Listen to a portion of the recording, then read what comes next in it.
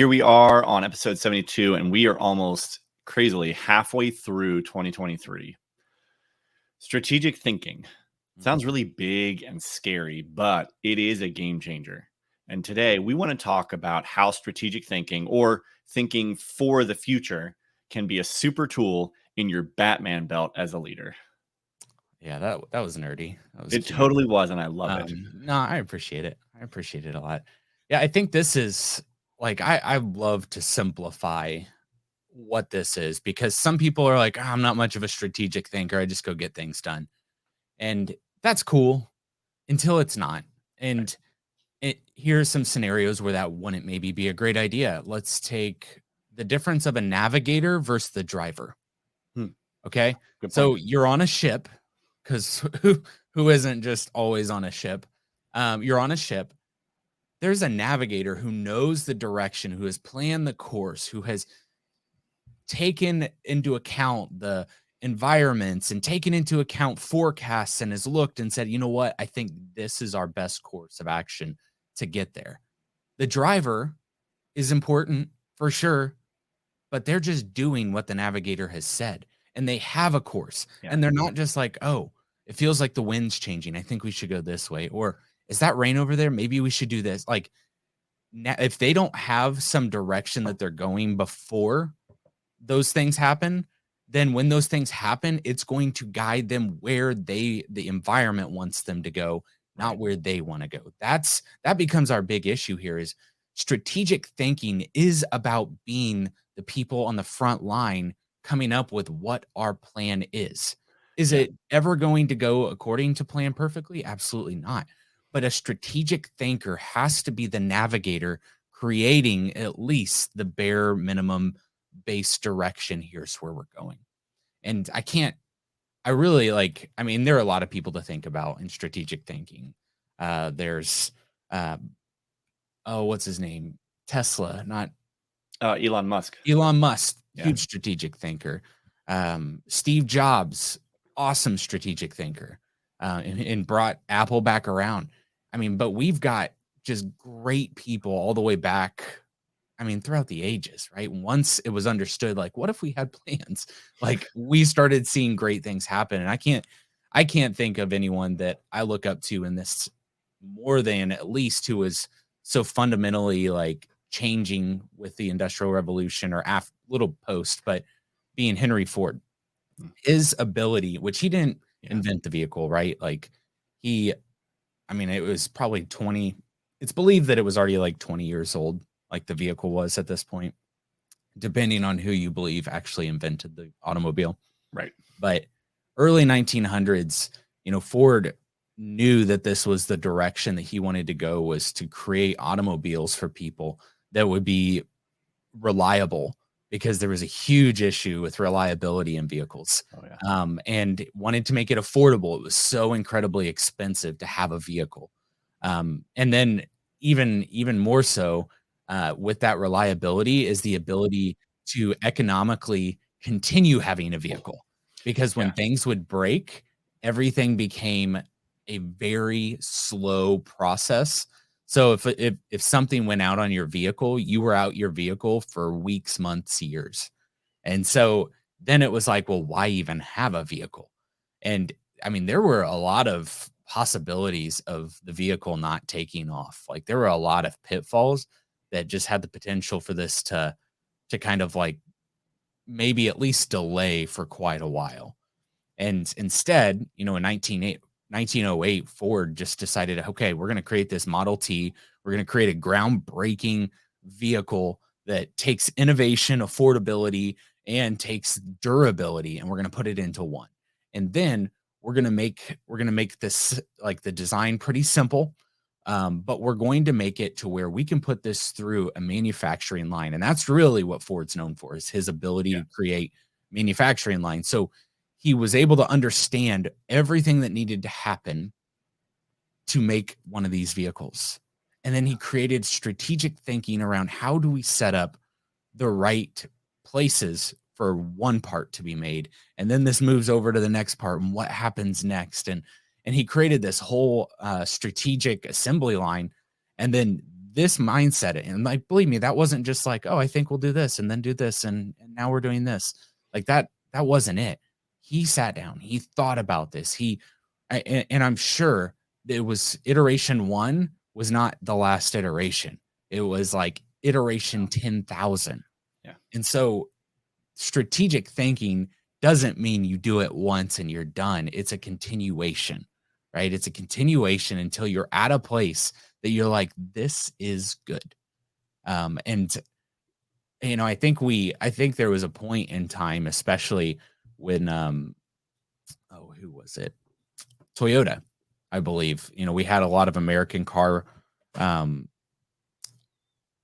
car industry people go over to I think it was Toyota in Japan, and they were looking at their assembly line.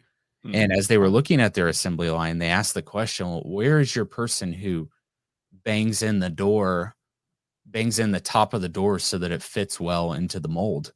And the Japanese people at Toyota were kind of confused, and they said, well, we designed that to not be the case. And so like there's this, and I think we've kind of went away from where we initially started with strategic thinking because we thought we already had the right product.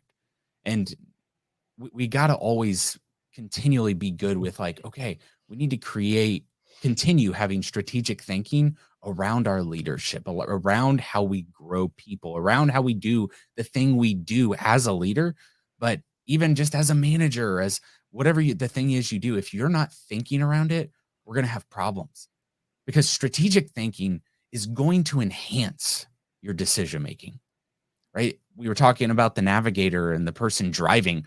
Like when you know the direction you need to go, when something happens, and I say when, not if, when something happens, you're going to be able to go, oh, I know exactly what we need to do. I have here, like, it's like our brain has funnels that if this happens, then drop into this funnel. If this happens, drop into this funnel. If we haven't thought through if this happens, we get panicked. We freak out and we make bad decisions when we're just like, oh man, I don't know what to do next. And you just start reaching for any vine that will present itself so you don't fall to the jungle floor at that moment. But our strategic thinking is going to enhance the way we make decisions and the speed with which we make decisions. That's true.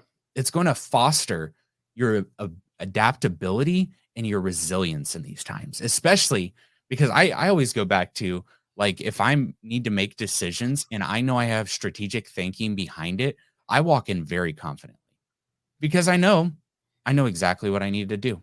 I know what I need to talk about. I know what I need to think about. And change happened. How do I adapt? Okay, there it is. And now I'm seeing clear paths to do what I need to do. Okay. Strategic thinking is going to show you where you need to put your time and effort and your resources. And especially as a leader, as you're guiding people to the next step, or let's say you have some product or project, okay, here's where we're starting. Here's where we need to be. Here are the steps that need to happen in between. Here's critical path. Here's the thing that has to happen before all these other things can happen. And as you're strategically thinking through those things, you're like, okay, this is it. Here's where we need to put our effort. Here's where we need to put our resources. When I see this not happen, here's what's going on. So what do we need to do today? I don't know. Just go start working on this and go start working over here. And I think you'll like it if you do this. And yeah, we'll just see what happens and what comes of our day. Like nobody feels good about that. Like you might feel good that you didn't have to give a whole lot of direction, but I promise your team does not feel good. They want to have goals. They want to have targets to hit. And if you can't help with that, that's a problem. So when we strategically think about what we're doing, you're going to have the right way to say, here's where you need to go. Here's what time we need to put in. Here's what our efforts need to be. Here's the resources to do it. So, and the last thing I think about is that strategic thinking, and I kind of said this a minute ago, it just breeds confidence to your team. When they see you be a good strategic thinker, they're going to trust you.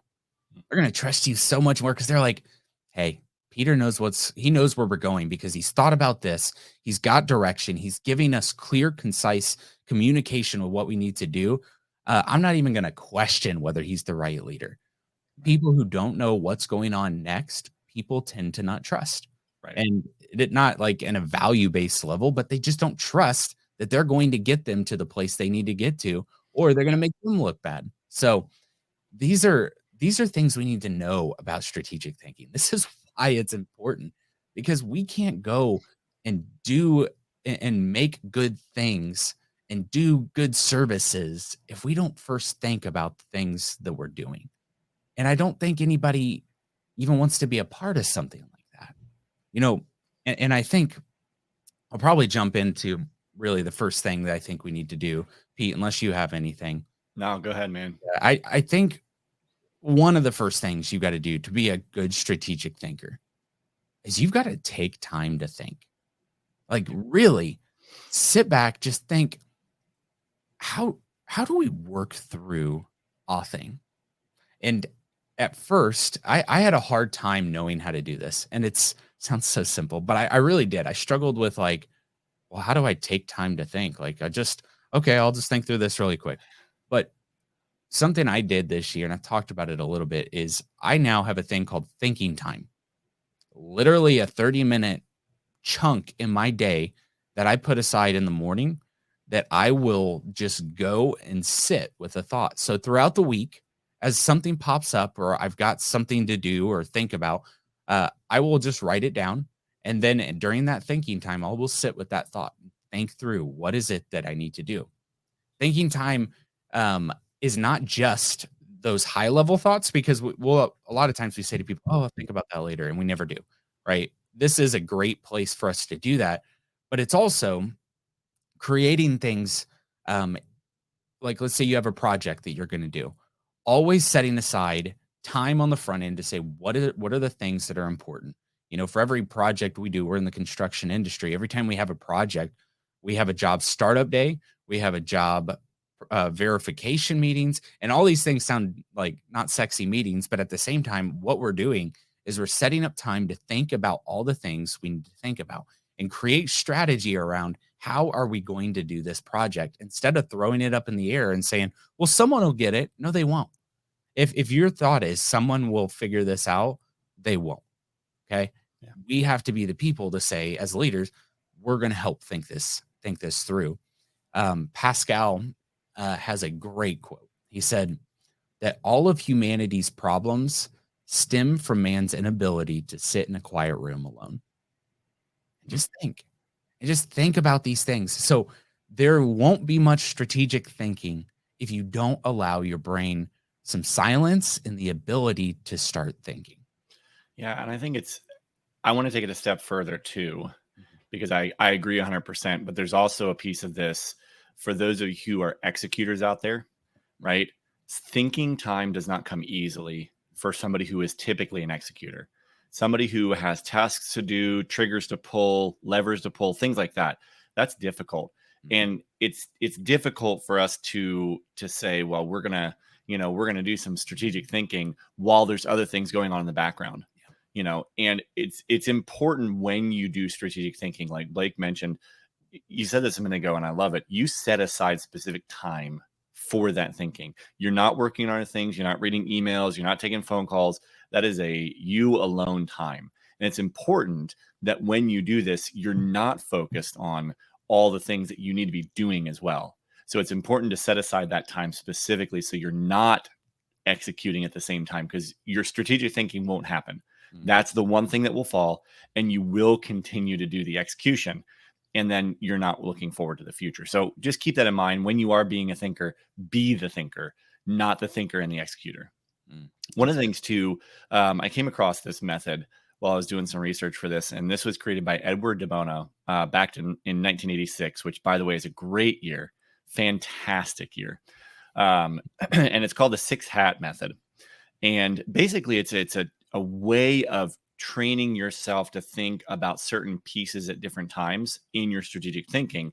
And it helps you get a full picture of what you're looking at, the problem, the product, whatever it is, the project. So he puts it as 6 hats. The first is the white hat, which it's the focus on what you can learn from available data. So you look at past and current trends and data or whatever you're working on.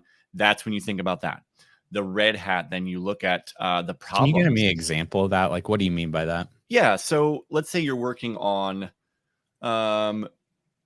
you're putting together a new process for installation method for an electrical system, right? So in that process of putting that together, I would look at what are the past and current data on how long it takes to install a receptacle.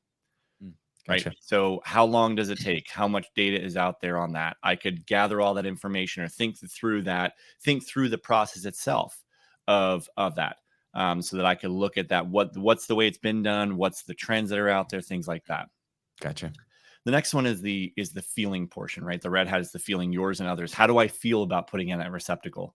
How do others feel about putting in that receptacle? And this is a very simple illustration, but we'll keep using it. Then you've got the black hat, which is the hat of caution, right? So you're looking for weak points, you're looking for problems. So as I'm installing this receptacle in my mind or whatever it is that you're working through in your thought process, what are the problems, the danger areas? What are the weak things? What areas could fail? If you're thinking in the production line mindset from Henry Ford, okay, how does this? We have this production line going from section to section, but all of a sudden now we have a drop because this large piece can't get from this conveyor belt to this conveyor belt because there's nothing there to move it, right? So that type of thing, looking for those weak spots. Then you have your yellow hat, which helps you look on the bright side, right? What are the optimistic viewpoints? What's the great benefits that are going to come out of this? What are the things that you're most excited about? Think through those things. Then you have the green hat, which is, all right, hey, we've thought through the weak points. We've thought through the feelings of this. We've looked at data. How can we get creative about this? Is there something that we can do that's new? Is there a different process? Is there a way of rearranging it so that it works differently, or bringing in some piece that may not be intended for this, but it works perfectly for it, and then cuts off this amount of time or changes the outcome this way? Use that time for creativity, out of the box. I like that. I've never thought about that before. Just like in your strategic thinking, having that element of like, all right, now what creatively could we do? Like, what sounds crazy to do? Yes. Like, that sounds neat. Yeah, I like that. Yeah. And then you've got your blue hat. And I think it's important that it's in this order too, because this is where your processes and structure come through. So you've thought through the data, you've taken time to look about how you feel and others feel about it. You've looked at all the weak points. You've gone through the creativity side. You've realized the benefits, right? Now you put all those things into a process and you think through that process and create that in your mind. These 6 hats, they're not perfect. They're not going to just create everything perfectly for you, but it's a great way to structure your thoughts as you work through a problem or a project or something like that. This will give you that structure so that you can build it out. Right. So I think the next thing, as we're talking about things that we need to do, we've talked about thinking time quite a bit. Another thing is called SWOT. And this is a business term. But it's not just for business. And SWOT is an acronym. It stands for strength, weaknesses, opportunities, and threats. And the idea is you go through this exercise and you figure out, okay, what are our strengths? Maybe that's for your organization. Maybe that's for your team. Maybe that's for your family, for your finances, whatever it may be. What are the strengths? Then what are the weaknesses? What are areas that we struggle with? And then what are opportunities that are out there? What are things that can come our way that can be a game changer, right? Or what are things that we need to pursue? And then we have threats. What are things that are outside of our control that could cause this to go a different direction or a catastrophe, whatever it may be? Yeah. It's important to put that together so that you know what you're looking at, right? Yeah. Strategic thinking isn't about where am I today or where was I yesterday. Strategic thinking is where am I going to be in X number of time, right? Whether it's long-term or short term, where am I going to be? And it's important to know these things, where our strengths, so we can play to those, weaknesses, opportunities, and threats. We want to make sure we're looking ahead for those. The next thing I think is understanding the difference between goals. So you have long-term goals and you've got short-term goals. And long-term are, small marches every single day. You're moving towards that long-term goal. A long-term goal that Ridgeline has is to be to have a specific facility and location for people with autism to be able to have a purpose and be able to have a living wage and work in something that they connect to. That is a long-term goal. That's not going to be done overnight, right? We're looking out years on that project. A short-term goal, though, would be something like, hey, we have several processes that need to be adjusted or made. Let's get those done in the next 90 days. Yeah. There's big difference between those. And when they get switched, when we start looking at long-term goals as short-term goals, now we're losing sight of the day-to-day operational things that need to happen too. We don't want to ever leapfrog those or jump over those and miss the fact that we have to get short-term things done in order to reach the long-term goals. Yeah, and it's important to know that long-term goals and short-term goals does not mean don't work on them goals and have to work on them goals. Right. Okay, that's Thank you for that clarification. You made a great point of like these are like small little marches, but they're marches. They're taking steps. You're doing things long term. These long-term goals, even for this prefabrication shop for autistic people, like we love that idea, and it's still very idea, but I tell you where it was our idea for that 5 years ago to where it is today is very, very different. And it's getting clearer and we're honing in on it and we're having discussions and we're going and meeting people and figuring out what we need to know and what we don't understand and who needs to be a part of this. Like all of these things are happening. It's slower. Okay. But it doesn't mean you're not doing them until it's time for them. Right. Right. It's not like being pregnant and having a baby is a 9-month thing, right? It's got process and time, and the baby's got to grow, and there are little things that have got to happen periodically, and that's a ramp up to that moment that the baby finally is there. Doesn't go like, hey, I think I'm going to be pregnant, and then all of a sudden you have this full belly ready to give birth. Like it takes that time of building it. So yeah, I think that's important. I think another one is being able to see in systems. And this is a different thought, but like the difference between seeing in systems or assemblies, I'll call it a lot of time, instead of items and things, is being able to understand the bigger picture to whatever that thing is. Okay. And this is why like it, even with competition, it doesn't even worry me with competition on some things, because I know that a lot of times competition will try to do the things that we do, but not understand the heart and the bigger picture of how it all interconnects. And so when you try to do things, it's like you're a child wearing your parents' clothes, right? It's off. It doesn't make sense.